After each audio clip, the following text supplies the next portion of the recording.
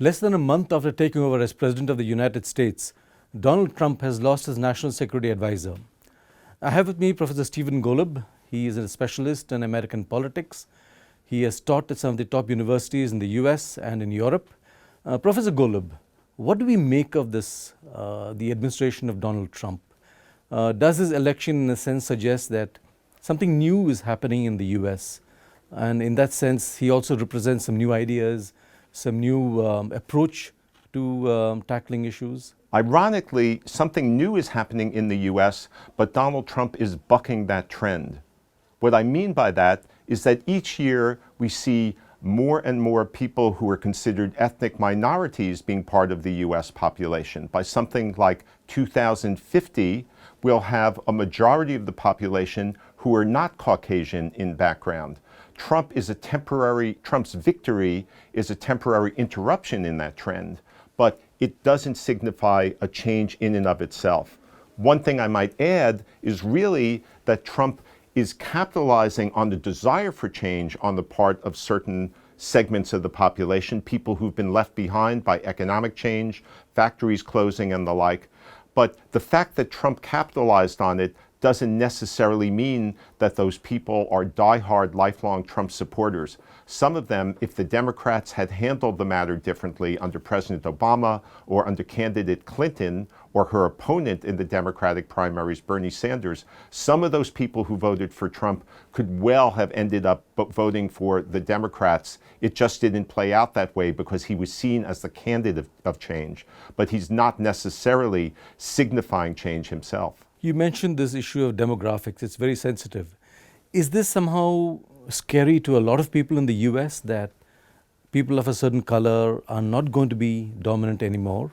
It's happening very soon, perhaps faster than people are inclined to allow or are comfortable with? There are so many reasons that Trump won.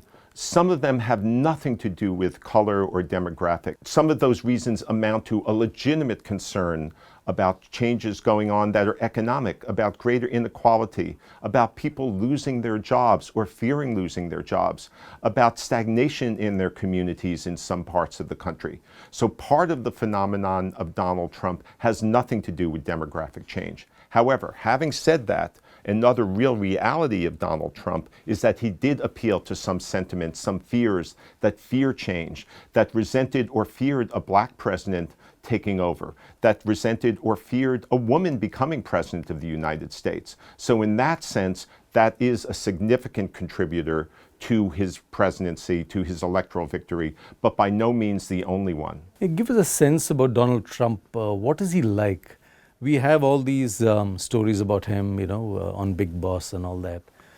We read his tweets, and he has come forth as a fairly scary character to some. There are others in India who feel that he'll be good for India.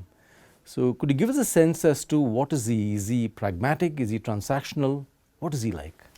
You could describe him as transactional, but in a very short-sighted sort of way. He feels deals he negotiated as a real estate magnate or even as a TV personality, that style can translate into world affairs. It can't. The world is much more complicated than television, much more complicated than real estate deals. What he's like as a person, well, I'm sure he has some good traits, but there have been some interesting profiles of him or interviews with people who know him well that indicate that he is very short-tempered and has a very short attention span. Those are not traits that are necessarily in the interest of the US or India or the world, given the monumental nature of some of the decisions he's making and the powers that he has. So is he inclined to work in a decentralized manner? Does he trust people easily? And from the reports we have read, it would appear that members of his family seem to be the main, some of the key figures in his administration. Well, the fact is that his daughter has sat in on some key meetings, that his son-in-law is an official, very high-level advisor. He does rely on certain long-standing confidants. At the same time, given that he doesn't like to focus in detail on many issues, we may see, and I'm just speculating here, kind of two styles evolving. One on issues that he cares deeply about, which may be minor matters, not just major matters, maybe personal matters, not just policy matters. He may be a real micromanager. But on issues that he doesn't care that very much about, he may be prepared to delegate a tremendous amount and only step in if they attract his interests or if there are real clashes between top advisors over those issues. It's really too soon to tell exactly how all of this will play out in his administration and in his style of managing. But how is he run the Trump organization? We read all kinds of reports about the Trump organization is at a loss, or how he gets people in his team to kind of go into conflict mode and then works out solutions. Is that the kind of pattern we are going to see in the White House? That's unclear. Again, because the job of president is so different from running a business. He has gotten involved with some negotiations in great detail as a businessman, but delegated some other issues to a great extent as well. It's really hard to tell how that particular aspect of his management style will play out as president. And the very tough talk that he's made with regard to H-1B visas, immigration, do you expect these are going to be translated into reality, given the fact that you have so many vested interests? I'm not sure if that's the right word.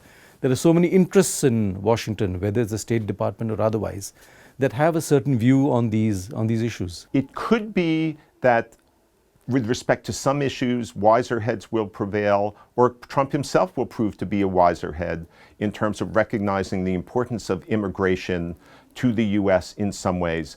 But remember that the overall thrust of his campaign and the way he started his presidency has been with a big bang against certain kinds of immigrants, against Mexicans who are undocumented in the U.S., against Muslims from countries that he considers dangerous, even though none of those countries have actually exported terrorists to the U.S., none of those countries whose populations he's banned temporarily from coming into the U.S. have exported terrorists to the U.S.